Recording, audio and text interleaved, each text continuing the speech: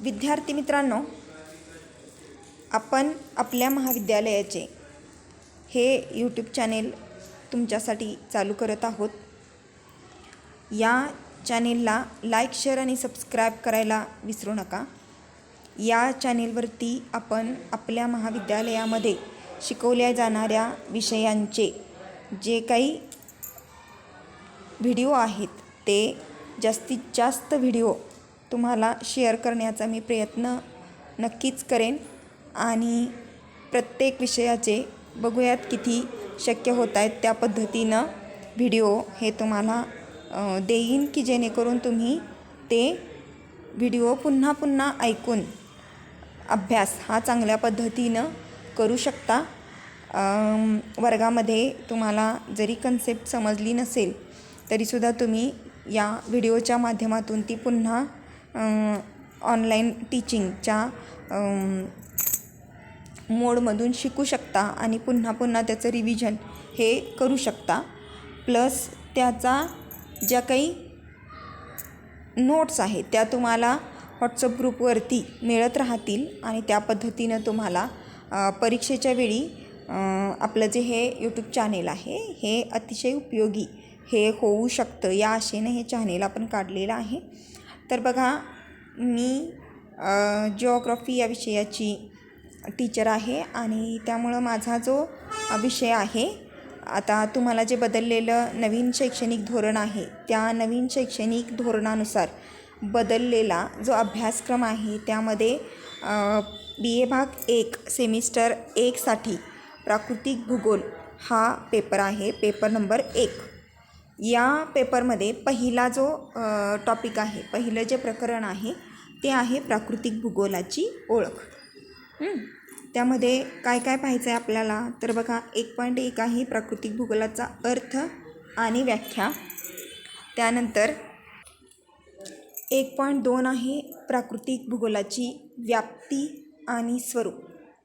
त्यानंतर 1.3 आहे प्राकृतिक भूगोलाच्या शाखा. त्यानंतर 1.4 आहे प्राकृतिक भूगोलाचे महत्त्व आणि 1.5 आहे नैसर्गिक आपत्ती आणि प्राकृतिक भूगोल. तर हे आपण इन डिटेलमध्ये पुढं पाहणार आहोत की कशा पद्धतीनं प्राकृतिक भूगोल हा जो विषय आहे तो आपण अभ्यासणार आहोत. तर हे पहिला टॉपिक आहे, हे आपण यामध्ये जे पॉईंट्स आहेत ते आपण अभ्यासणार आहोत. तर पहिला पॉईंट आपण पाहूयात, तो म्हणजे प्राकृतिक भूगोलाचा अर्थ.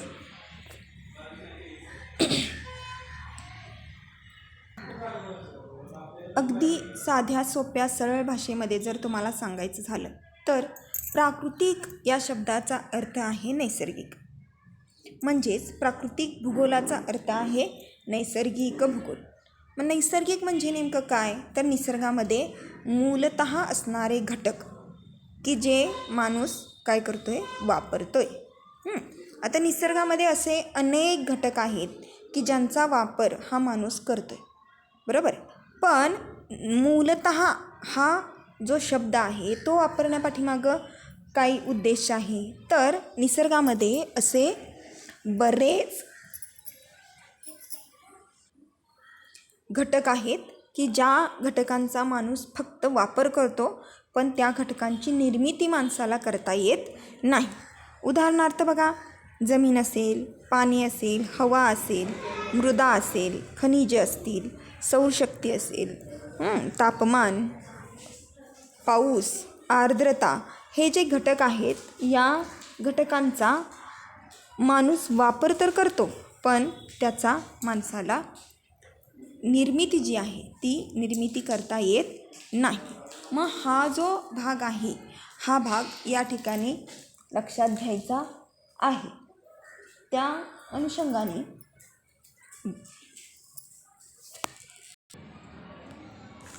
तर माणूस जे निसर्गामधील घटक वापरतो त्या सगळ्या नैसर्गिक घटकांचा अभ्यास जिथं केला जातो त्याला काय म्हटलेलं आहे, प्राकृतिक भूगोल असं म्हटलेलं आहे.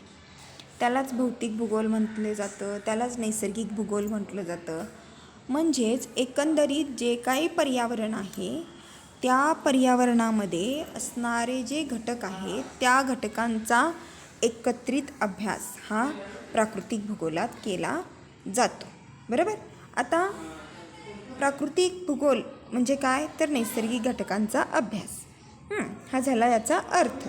परंतु याची ज्यावेळी आपण फोड बघतोय त्यावेळी बघा, तर सगळ्यात पहिल्यांदा भूगोल हा जो शब्द आहे, हा शब्द इरॅस्टोस्थेनीस नावाच्या ग्रीक शास्त्रज्ञानं सगळ्यात पहिल्यांदा जगामध्ये मांडला.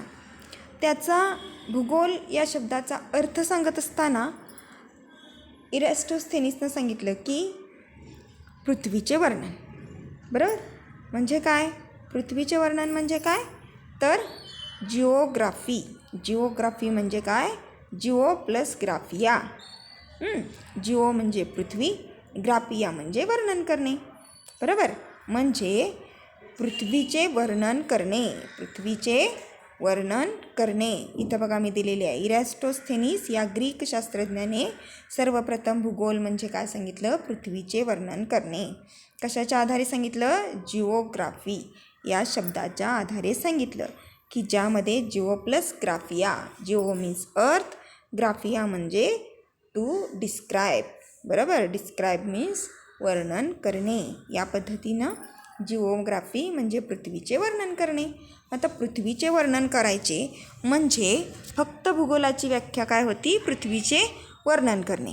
मग पृथ्वीवरती असणारे सजीव घटक आणि निर्जीव घटक हे वेगवेगळे अभ्यासले गेले पाहिजेत. बरोबर. किंवा पृथ्वीवरती असणारे नैसर्गिक घटक आणि मानवनिर्मित घटक हे सुद्धा वेगवेगळे अभ्यासले गेले पाहिजेत.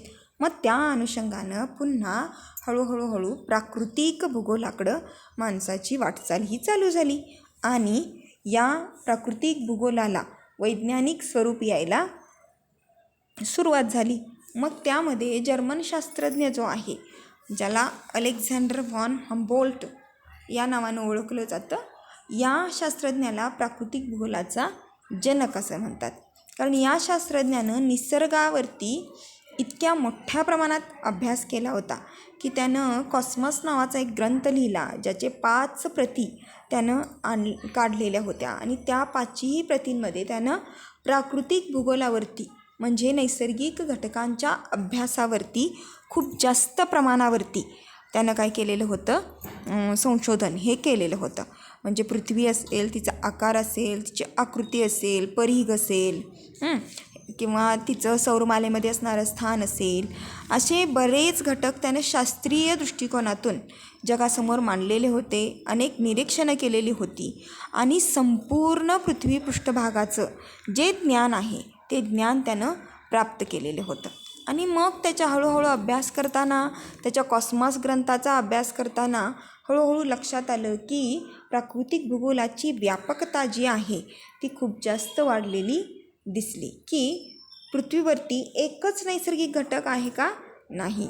प्रत्येक नैसर्गिक घटकाचा वेगवेगळ्या पद्धतीनं अभ्यास हा पृथ्वीवरती करावा लागतो आहे आणि तो जेवढा शास्त्रशुद्ध पद्धतीनं करावा लागतो आहे त्याच्यापेक्षा जास्त तो चिकित्सक पद्धतीनं करावा लागतो आहे. आणि त्यामुळे मोठ्या प्रमाणावरती काय आहे, कसं आहे, तो त्याच्या पाठीमागं काय कारण असेल असं जे शोधावं लागते, कार्य कारण भाव असं त्याला म्हटलेलं आहे. तो जो भाव शोधावा लागतो आहे, तो भाव शोधण्यामध्ये अनेक संशोधनात्मक गोष्टी या पुढं यायला लागलेल्या आहेत. आणि मग त्यातून नैसर्गिक घटकांचा अभ्यास करत असताना का, कशी, केव्हा, कधी अशा पद्धतीचे डब्ल्यूज जे आहेत, जे डब्ल्यूज व्हाय, व्हेन, वेअर, व्हॉट, हाऊ हे जे प्रश्न आहेत, या प्रश्नांची उत्तरं शोधण्याचा प्रयत्न हा भूगोलामध्ये केला जाऊ लागला आणि त्यामध्ये प्राकृतिक भूगोल ही शाखा निर्माण झाली. मग बघा, मूळ जो भूगोल आहे त्याची व्याख्या काय आहे, तर पृथ्वीचे वर्णन.